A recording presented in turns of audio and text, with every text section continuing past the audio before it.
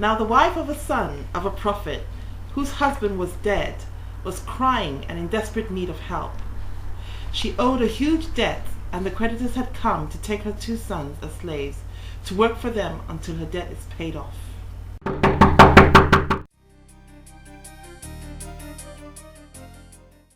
Can I help you? Is the prophet Elisha in? I've had creditors come to my home to threaten me. They want to take away my sons because my husband owed them some money. I don't have the money to pay, and I don't know what to do. I need to speak to the prophet Elisha. Come with me.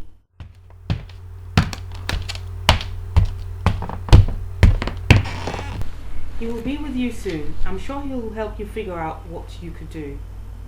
Please try not to upset yourself any further.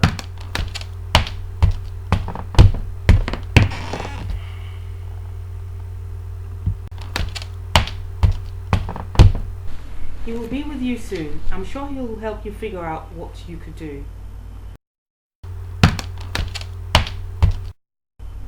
Thank you. I hope he can help. As the widow thinks deeply to herself, she realizes that she's at a crossroad in her life and needs to know how to get out of it. Oh, what am I going to do? How did this issue get this far? How am I going to stop the creditors taking my sons as servants to pay off this debt? How do I get through this problem? The money I need to pay back is so much, and I can't pay it back in one payment. I barely have that much to live on. What am I going to do? God, please help me.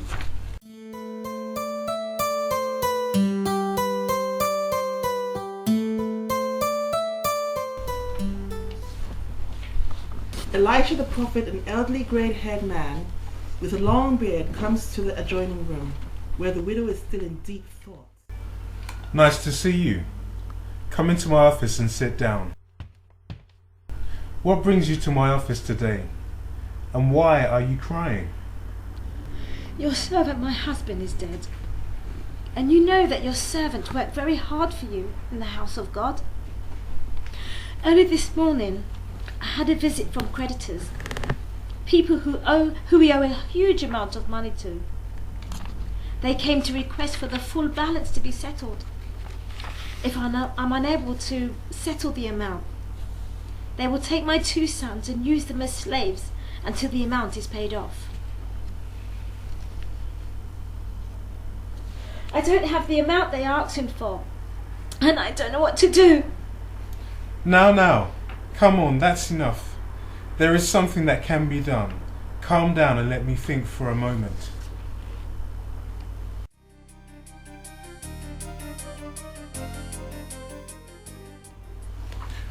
I have an idea.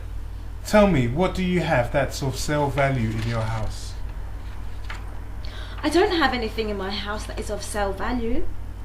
We barely eat 3 meals a day. If I had something of value, I would have used it to buy enough food for the kids. The only thing I can think of is a jar of oil.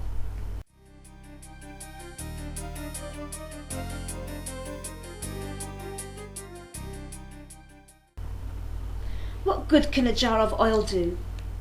I've never known what to do with it. It just sits in my kitchen. I've had it for so long.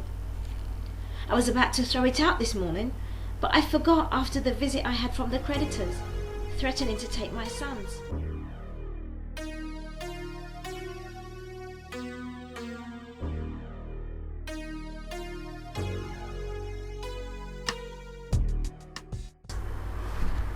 To you it may be small because it's always been in your kitchen and you've never had any use for it. But if you listen to me, I can show you how something so insignificant can be very significant and perhaps help you pay your debt so that your sons do not have to leave you to work as slaves to the creditors. What I would like you to do when you leave here is to go and borrow vessels from all your neighbours, empty vessels. Borrow as many as you can and not a few. And once you have borrowed enough vessels, then take them back home and pour out the jar of oil into all those vessels, making sure that you store away each vessel when it's full. Keep focused on filling the vessels. Don't listen to anybody who thinks you don't know what you're doing or even get distracted by the problem you're facing. When there are no more vessels to fill and the jar of oil has run out, come back to me and I will tell you what next to do. Since you are a prophet and a man who trusts and believes in God, even my husband spoke highly of you before he died. I will do exactly as you have said. I can't imagine a jar of oil helping to release my sons from being servants to the creditors. It seems ridiculous to follow, but nevertheless, I will do it. All you need is confidence in what you have, and the rest will flow. Goodbye. Goodbye.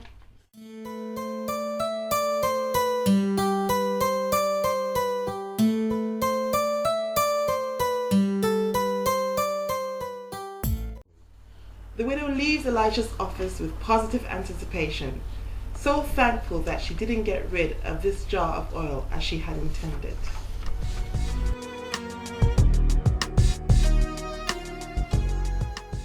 She thought about everything Elisha the prophet told her and believed that she was ready to take on this courageous step, even if she had to borrow vessels.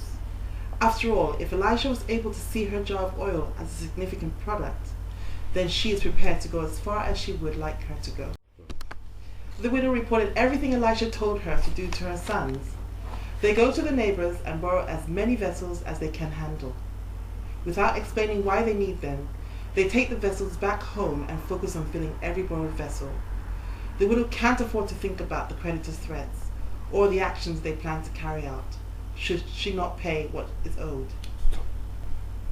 As she diligently works away at pouring her jar of oil and storing away the filled vessels, she remembers Elisha's warning not to get distracted. This meant she needed to blind out the voice of threats, snide remarks, and the shame she felt during the creditor's visit that morning. She could hear the threats of her creditors in her mind again. She had limited time available to her in paying back what she owed. She felt they didn't think she would be able to pay the debt and think herself to be incapable. This was a significant period in her life and she wasn't going to miss the opportunity.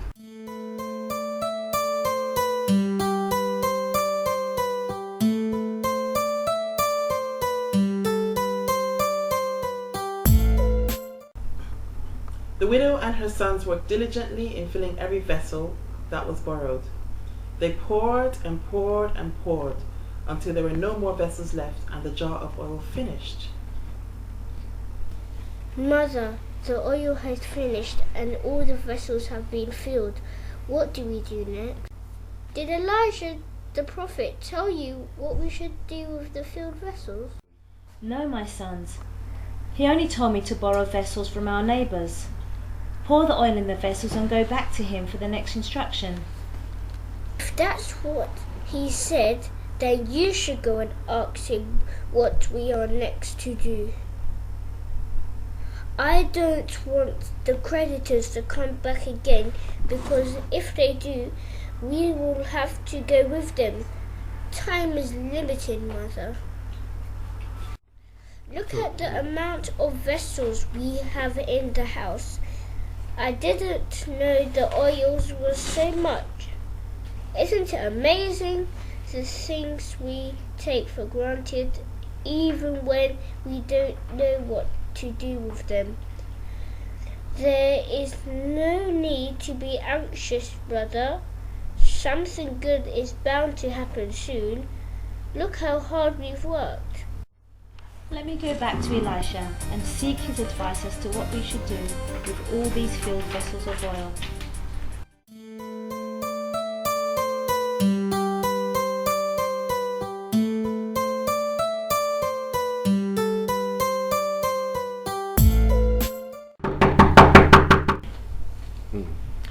Hello, how are you today? You look so radiant I almost didn't recognize you. Elisha has asked me to take you straight to his office when you arrive. Follow me. Come in. You have a visitor. Ah, hello, I've been expecting you. I have done as you instructed me, to borrow vessels as many as I could from my neighbours, take the vessels home and fill each one with oil, and make them as presentable as possible. I feel so excited. My sons and I worked very hard, setting each filled vessel aside to fill the next. Now there are no more vessels, and the oil has finished. The vessels are at home, and I am stuck again. I don't know what to do next. I've been expecting that you'll come back and ask me what you are to do next. So let's see what you have done. Have you borrowed as many vessels as you can? Yes. Have you filled all the vessels up with oil, and there are no more empty vessels? Yes. Do you feel confident with the effort you and your sons have put into making them look presentable? Yes, I do. Then there's only one thing left to do. What is it? Go and sell the oil, use the money to pay your debts, and you and your sons live on the rest. I can't believe it. I can pay the creditors and my sons won't be taken away from me. Oh, I'm so happy. Thank you for your wisdom. I will do as you say. Goodbye.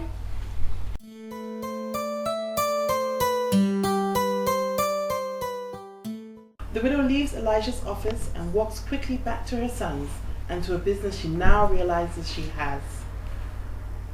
The widow's story is similar to the majority of people who have been through a financial crisis, whether it was their own fault or not.